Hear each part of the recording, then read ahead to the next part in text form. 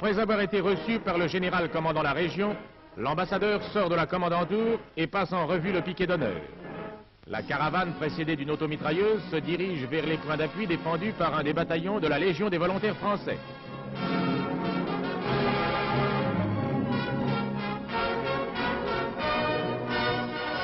Nous rencontrons sur notre route un détachement avancé. L'officier qui le commande a rangé sa compagnie afin que M. de Brinon la passe en revue.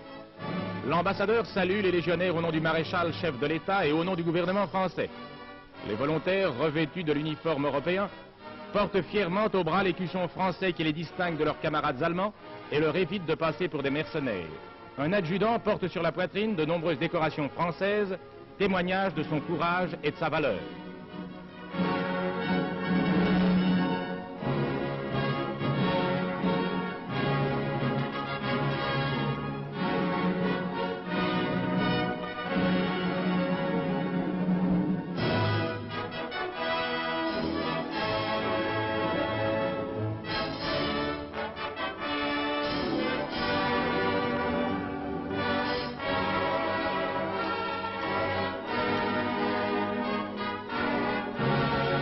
Ce premier contact avec nos soldats est particulièrement émouvant.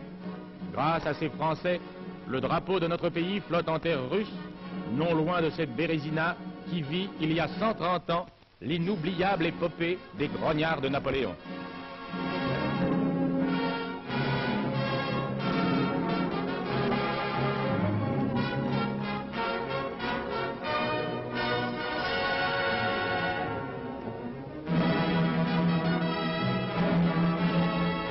Nous fîmes la visite d'un fortin avancé construit par les légionnaires.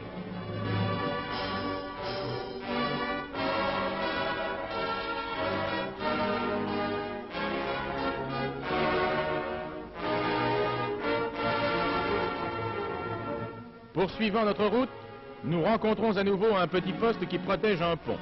Là encore, M. de Brinon a tenu à apporter les encouragements du chef de l'État. L'ambassadeur et le colonel Puot tiennent à féliciter les plus anciens combattants.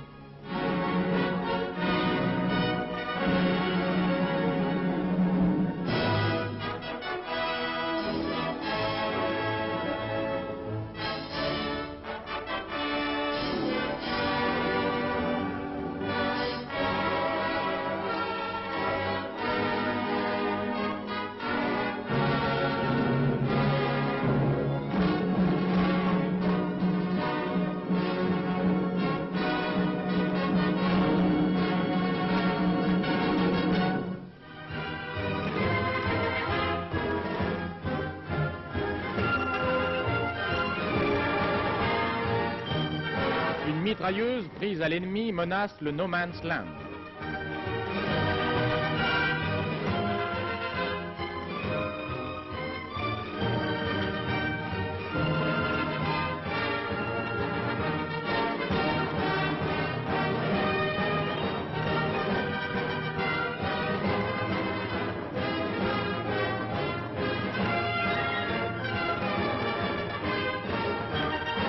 La mission arrive au village où se trouve le PC d'un bataillon. Nous passons sous un arc de triomphe élevé en notre honneur par les paysans du Cru et sur lequel flottent fraternellement unies les couleurs françaises et allemandes. Les officiers français du bataillon sont présentés à l'ambassadeur. Le même soir, nous allons nous incliner sur la tombe de 15 légionnaires tombés quelques jours auparavant dans une embuscade et inhumés côte à côte avec leurs camarades allemands tués sur les mêmes lieux. Le chef de la mission militaire dépose une couronne.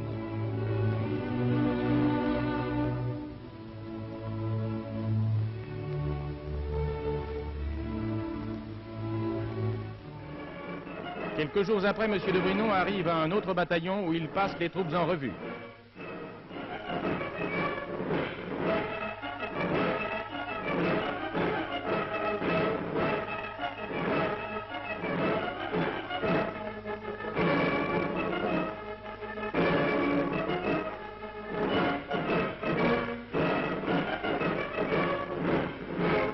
L'ambassadeur remet à certains volontaires s'étant particulièrement distingués dans les combats par leur bravoure la croix de guerre légionnaire.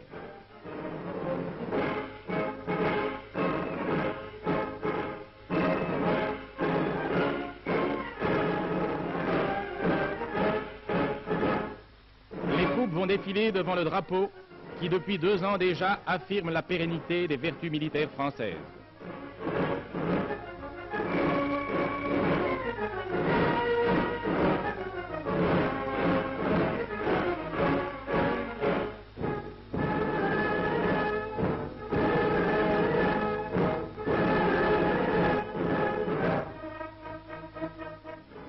S'inclinant dans un des petits cimetières où sont inhumés les soldats français morts dans la région, la délégation rend un hommage officiel à ceux qui sont tombés pour la France et l'Europe nouvelle.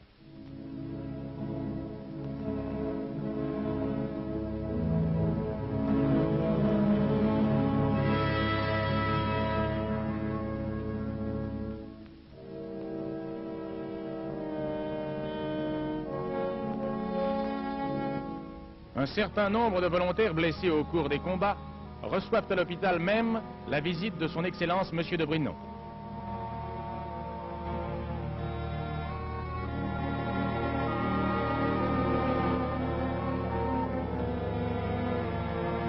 Aux côtés des photos d'êtres chers, nous pouvons voir celles du maréchal et du chancelier.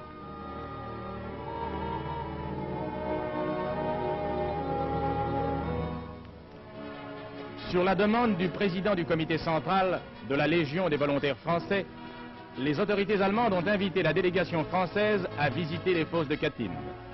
L'officier chargé des fouilles explique comment fut faite la funèbre découverte.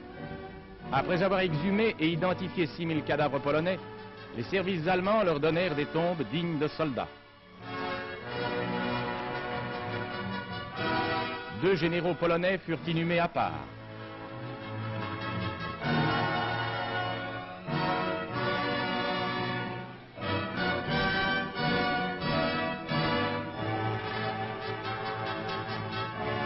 Une fosse nouvellement ouverte montre comment les soviets ensevelirent, après une exécution sommaire, les prisonniers polonais. L'identité des morts ne fait aucun doute. Il s'agit bien d'officiers polonais tués les bras liés derrière le dos, une balle dans la nuque, suivant la méthode de la GPU. On estime maintenant à plus de 100 000 le nombre de cadavres enfouis dans la forêt de Katyn.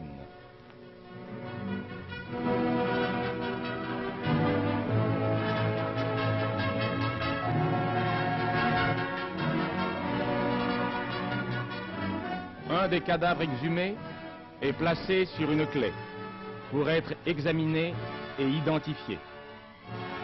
Un fossoyeur ouvre à l'aide d'un canif les poches intérieures du cadavre et en sort un carnet personnel, un journal datant d'avril 1940, des billets de banque polonais, enfin un télégramme envoyé par sa femme et daté de Varsovie.